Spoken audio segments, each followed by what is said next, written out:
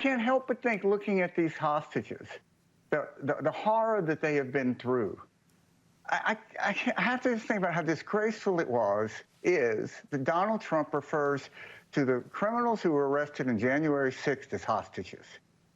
There is just no comparison whatsoever.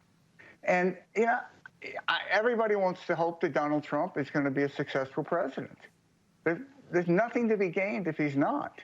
But if you look at some of these nominees, like Pete Hegseth, the idea that he's a veteran, great. But there's a lot of veterans who are much more qualified.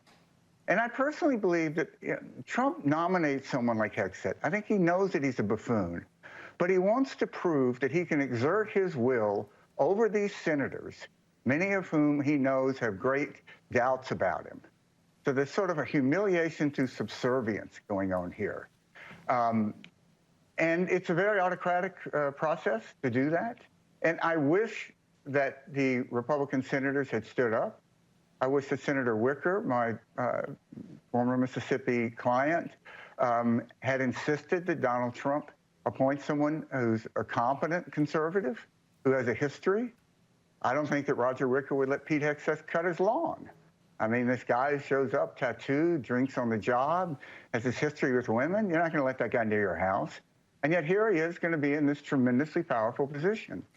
And this is just also unnecessary.